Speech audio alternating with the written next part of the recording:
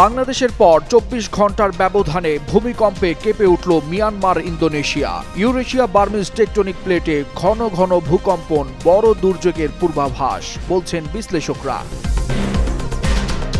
মার্কিন নোটাম জারির পর ভেনেজুয়েলার আকাশে বিমান চলাচল বন্ধ। মাদুরোকে লক্ষ্য করে গোপন অভিযানের পথে যুক্তরাষ্ট্র। ক্যারিবীয় অঞ্চলে বড় সংঘাতের শঙ্কা। ভারত পাকিস্তান যুদ্ধে নিজেদের অত্যাধুনিক অস্ত্র পরীক্ষা চালিয়েছে চীন। মার্কিন প্রতিবেদনে চাঞ্চল্যকর দাবি, অভিযোগ উড়িয়ে দিয়ে প্রতিবেদনকে ভুয়া বলছে বেইজিং। মার্কিনপন্থী ব্রাজিলের সাবেক প্রেসিডেন্ট বোলসোনারো আটক। ওয়াশিংটন ব্রাজিলিয়া সম্পর্কে নতুন ফাটল। রুশপন্থী লুলা সরকারের উপর ক্ষেপলেন মার্কিন প্রেসিডেন্ট ডোনাল্ড ট্রাম্প। ৬৫ কোটি ডলারে বিক্রি হতে যাচ্ছে ব্রিটিশ সংবাদ মাধ্যম দ্য টেলিগ্রাফ। ১৮৫৫ সালে যাত্রা শুরু করা পত্রিকাটির মালিক হতে যাচ্ছে যুক্তরাজ্যের শক্তিশালী মিডিয়া গ্রুপ ডিএমজিটি।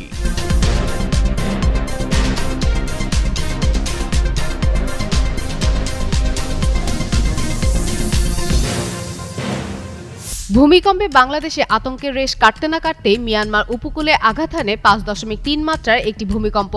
একই দিনে ইন্দোনেশিয়াতেও ভূমিকম্পের খবর পাওয়া যায়। রোববার ইন্দোনেশিয়ার পূর্বাঞ্চলীয় উত্তর মালুক প্রদেশের হালমাহেরা এলাকায় ৫.২ মাত্রার ভূমিকম্প অনুভূত হয়। দেশটির আবহাওয়া, জলবায়ু ও ভূকম্পন সংস্থা বিএমকেজি জানায়, ভূমিকম্পটির উৎপত্তিস্থল ছিল ভূপৃষ্ঠ থেকে ১০ কিলোমিটার গভীরে।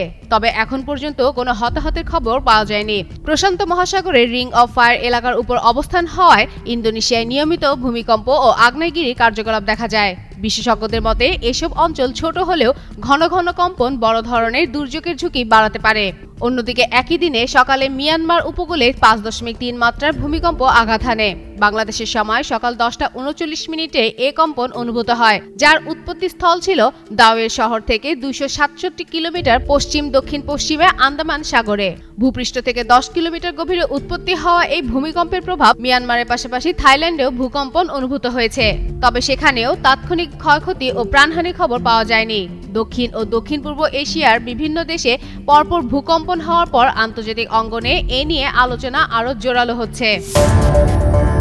ভেনেজুয়েলার আকাশসীমা ঘিরে হঠাৎ বেড়েছে উত্তেজনা। পুরো দেশের উপর নতুন একটি নোটাম জারি করেছে যুক্তরাষ্ট্র, যেখানে সতর্ক করা হয়েছে ভেতরে বাইরে দ্রুত পরিবর্তনশীল সামরিক পরিবেশ বিমান চলাচলের জন্য অত্যন্ত ঝুঁকিপূর্ণ হতে পারে। সিদ্ধান্তটি কার্যকর হতেই আন্তর্জাতিক রুটের বিমানগুলো ভেনেজুয়েলার আকাশ এড়িয়ে চলা শুরু করেছে। সাধারণত যুদ্ধ, সামরিক অভিযান, দুর্যোগ বা নিরাপত্তা ঝুঁকির সময় এমন নোটাম জারি করা হয়। ফলে প্রশ্ন উঠছে, কারাকাসে কি বড় ধরনের সামরিক অভিযান চালাতে যাচ্ছে ওয়াশিংটন? মার্কিন একাধিক সূত্রের বরাত দিয়ে আন্তর্জাতিক গণমাধ্যমগুলো জানাচ্ছে, প্রেসিডেন্ট নিকোলাস মাদুরোকে লক্ষ্য করে নতুন ধাপের গোপন অভিযান শুরুর পথে যুক্তরাষ্ট্র। ট্রাম্প প্রশাসন মাদুরোকে একটি মাদক চোরাচালানকারী সন্ত্রাসী গোষ্ঠীর নেতা হিসেবে ঘোষণার প্রস্তুতি নিচ্ছে, যা প্রকাশিত হলে ভেনেজুয়েলা সরকার আন্তর্জাতিক চাপের কঠিন পরিস্থিতির মুখে পড়বে। এমনকি মাদুরোকে অপসারণের বিভিন্ন বিকল্প হোয়াইট হাউসের আলোচনায় রয়েছে। এই প্রেক্ষাপটে আরও আলোচনায় এসেছে একটি সাহসী প্রস্তাব, মাদুরোর জন্মদিনে মার্কিন সামরিক বিমান থেকে কারাকাসে লিফলেট ফেলার সম্ভাবনা। বিশ্লেষকদের মতে এটি মনস্তাত্ত্বিক চাপ তৈরির কৌশল, যার লক্ষ্য মাদুরো সরকারকে অস্থির করা এবং বিরোধী শক্তিকে উজ্জীবিত করা। যদিও পরিকল্পনাটি চূড়ান্ত নয়, তবে সংকেত স্পষ্ট। ভেনেজুয়েলায় রাজনৈতিক পরিবর্তন ত্বরান্বিত করতে ওয়াশিংটন নতুন পথে এগোচ্ছে। সামরিক বিশেষজ্ঞরা বলছেন, গত কয়েক সপ্তাহ ধরেই ক্যারিবীয় অঞ্চলে যুক্তরাষ্ট্র তাদের সামরিক উপস্থিতি বাড়িয়ে যাচ্ছিল। এখন নোটাম জারির মধ্য দিয়ে সেই প্রস্তুতি যেন প্রকাশ্য রূপ পেল। তাদের মতে এটি শুধু সতর্কবার্তা নয়, বরং সম্ভাব্য অভিযান শুরুর পূর্বচিহ্ন। তবে পরিস্থিতি একমুখী নয়। মাদুরোর পক্ষে শক্ত অবস্থান নিয়েছে রাশিয়া ও চীন। কারাকাসে তাদের রাজনৈতিক সমর্থন ও সামরিক সহযোগিতা দীর্ঘদিনের। বিশ্লেষকদের আশঙ্কা, যুক্তরাষ্ট্রের যে কোনো আক্রমণাত্মক পদক্ষেপ লাতিন আমেরিকার সংকটকে বৈশ্বিক ভূরাজনৈতিক টানাপোড়েনে রূপ দিতে পারে। ফলে ভেনেজুয়েলার আকাশে জারি হওয়া নোটাম শুধু সতর্কতা নয়, বরং বড় ধরনের সংঘাতের পূর্বাভাস বলেই মনে করছেন বিশেষজ্ঞরা। ওয়ালিউল হাসানাত, যুগান্তর নিউজ। ভারত ও পাকিস্তানের মধ্যকার সংঘাত নতুন নয়। সীমান্ত উত্তেজনা, সামরিক অবস্থান আর পাল্টাপাল্টি অভিযোগ দীর্ঘদিনের। তবে সাম্প্রতিক বছরগুলোতে এই উত্তেজনা আরো জটিল হয়েছে। বিশেষ করে জম্মু কাশ্মীরকে কেন্দ্র করে সংঘাত আরো বেড়ে যায়। প্রতিটি সংঘর্ষ শুধু দুই দেশের ভিতরেই সীমাবদ্ধ থাকেনি, বরং এর প্রভাব ছড়িয়েছে বিশ্ব রাজনীতিতেও। বড় শক্তিগুলো এই সুযোগে নিজেদের কৌশলগত স্বার্থ মেলাতে চায়, কেউ অস্ত্র বিক্রি বাড়াতে, কেউ প্রভাব বিস্তারে। এই প্রেক্ষাপটে চীনের ভূমিকা বিশেষভাবে আলোচনায় এসেছে। চীন আগে থেকেই দক্ষিণ এশিয়ায় নিজের প্রভাব বাড়াতে চাইছিল। ভারত পাকিস্তান সংঘাতের উত্তেজনা যেন সেই সুযোগই করে দিল। আর এই অভিযোগ আরও জোরালো হয়েছে যুক্তরাষ্ট্রের একটি গুরুত্বপূর্ণ প্রতিবেদনে। সম্প্রতি মার্কিন US China economic and security review কমিশনের বার্ষিক প্রতিবেদনে বলা হয়েছে, গত মে মাসের 4 দিনে ভারত পাকিস্তান সংঘাতকে চীন সরাসরি নিজের আধুনিক অস্ত্র ব্যবস্থার পরীক্ষা ও প্রচারে ব্যবহার করেছে। প্রতিবেদনে আরও বলা হয়, এই সংঘাতে চীন প্রথমবার HQ-9 air defence system, PL-15 missile ক্ষেপণাস্ত্র এবং J-10 যুদ্ধবিমান সক্রিয়ভাবে ব্যবহার করে, আর এটি বাস্তব অর্থে মাঠে পরীক্ষা হিসেবে কাজ করেছে। কমিশনটি দাবি করে যে চীনের পক্ষ থেকে গেল জুন মাসে পাকিস্তানকে J-35 পঞ্চম প্রজন্মের 40টি জেট, KJ-500 বিমান ও ব্যালিস্টিক ক্ষেপণাস্ত্র প্রতিরক্ষা ব্যবস্থা বিক্রির প্রস্তাব দেওয়া হয়। সংঘাতের কয়েক সপ্তাহ পর চীন দূতাবাসগুলোতেও এই অস্ত্রের সাফল্য প্রচার করেছে, যা প্রতিবেদনের ভাষায় ছিল অস্ত্র বিক্রি বাড়ানোর কৌশল। মূল সংঘাত শুরু হয়েছিল জম্মু কাশ্মীরে পেহেলগ্রামের সশস্ত্র হামলায় 26 জন নিহত হওয়ার পর। ভারত এর জন্য পাকিস্তান সংযোগের অভিযোগ তোলে এবং অপারেশন সিন্দুর চালায়। পাকিস্তান পাল্টা মিসাইল ও ড্রোন আক্রমণ চালায়। 4 দিনের সংঘাত শেষে যুদ্ধবিরতি হয়। ওই সময়ে পাশাপাশি আরেকটি ঘটনা ঘটেছিল, ফরাসি রাফাল যুদ্ধবিমানকে ঘিরে চীনের কথিত ভুয়া তথ্য প্রচার। ফরাসি গোয়েন্দাদের বরাত দিয়ে প্রতিবেদনে বলা হয়েছে, চীন নকল সোশ্যাল মিডিয়া অ্যাকাউন্ট থেকে AI ও ভিডিও গেমের ছবি ছড়িয়ে দাবি করে যে সেগুলো নাকি ধ্বংস হওয়া রাফালে অংশ। এছাড়া ইন্দোনেশিয়াকে রাফাল কেনা থেকে বিরত থাকার চেষ্টা করার অভিযোগও রয়েছে। যদিও চীন এসব অভিযোগ উড়িয়ে দিয়ে বলেছে, এই প্রতিবেদনই হলো ভুয়া তথ্য। মে মাসের সংঘাত অল্প সময়ের ছিল, তবে এর চারপাশে ভূরাজনীতি প্রমাণ করে ভারত চীন উত্তেজনা শুধু সীমান্তের বিষয় নয়, বরং বড় শক্তিগুলো প্রতিযোগিতা ও কৌশলেরও অংশ। ফাতেমা ফাতেহ জান, যুগান্তর নিউজ।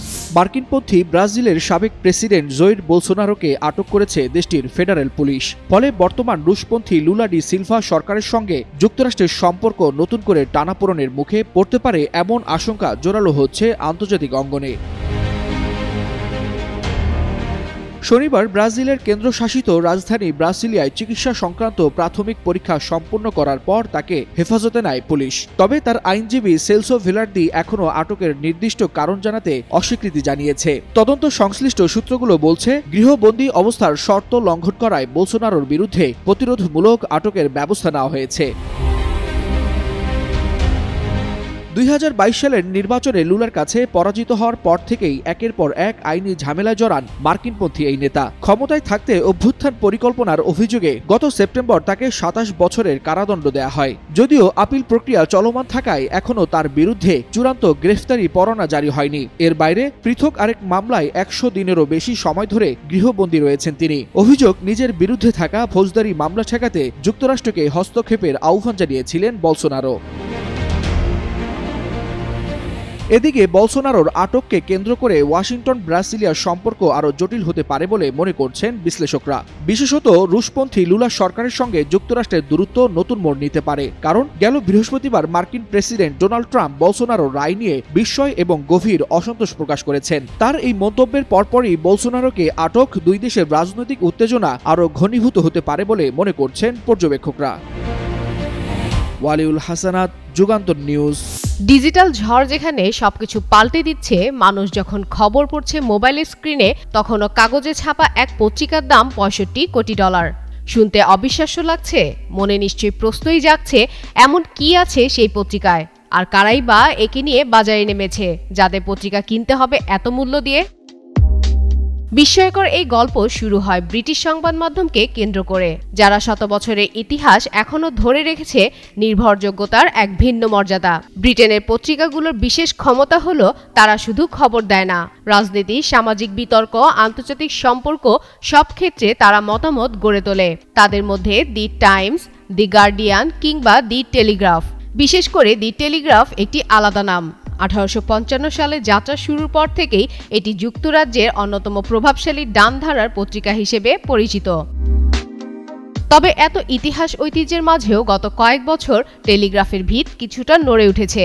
আগের মালিক বার্কলে পরিবারের ঋণ সংকটের কারণে পত্রিকাটির মালিকানা অনিশ্চয়তায় পড়ে যায়। পরিস্থিতি সামলাতে এগিয়ে আসে মার্কিন বিনিয়োগ প্রতিষ্ঠান রেডবার্ড ক্যাপিটাল, যারা দেনা পরিশোধ করে মালিকানা নেওয়ার চেষ্টা করেছিল। কিন্তু বিদেশি অধ্যয়ন, রাজনৈতিক আপত্তি ও নিয়ম কানুনের জটিলতায় তাদের পরিকল্পনা শেষ পর্যন্ত থেমে যায়। ফলে 2 বছরের বেশি সময় ধরে টেলিগ্রাফ যেন ভাসমান অবস্থায় ছিল। এই ভাসমান অবস্থায় হঠাৎই এক বড় খবর আসে যে Daily Mail and General Trust DMGT নামের যুক্তরাষ্ট্রের শক্তিশালী মিডিয়া গ্রুপ প্রায় 50 কোটি পাউন্ড দিয়ে দি টেলিগ্রাফ কিনতে রাজি হয়েছে। ডিজিটাল যুগে যেখানে গণমাধ্যম টিকে থাকার লড়াই করছে, সেখানে একটি পুরনো দৈনিকের জন্য এমন অঙ্ক সত্যি বিস্ময় জাগায়। ডিএমজিটি এর চেয়ারম্যান লর্ড রাডারমেয়ার বলেন, টেলিগ্রাফ শুধু একটি ব্র্যান্ড নয়, ব্রিটিশ জাতীয় আলোচনার গুরুত্বপূর্ণ অংশ, আর এই ক্রয় তাদের কাছে ভবিষ্যতে বিনিয়োগ। তিনি প্রতিশ্রুতি দেন সম্পাদকীয় স্বাধীনতা রক্ষা করে পত্রিকাটিকে বৈশ্বিক পর্যায়ে আরও শক্তিশালী করা হবে। তবে চুক্তি এখনো সরকারিভাবে চূড়ান্ত হয়নি। সংস্কৃতি মন্ত্রী লিসা ন্যান্ডি মালিকানা বদলের বিষয়টি খতিয়ে দেখবেন, বিশেষ করে দেখবেন গণমাধ্যমে প্রভাব ও প্রতিযোগিতার ভারসাম্য ঠিক আছে কিনা। এরই মধ্যে ব্রিটিশ সংবাদ মাধ্যমে শুরু হয়েছে নানা আলোচনা। ডিজিটাল যুগের চ্যালেঞ্জের মাঝেও শতবর্ষী পত্রিকার এই বড় রদবদল কি নতুন সম্ভাবনা আনবে, যার পরিণতি এখন দেখার অপেক্ষা। ফাতেমা ফাতেহ জান, যুগান্তর নিউজ।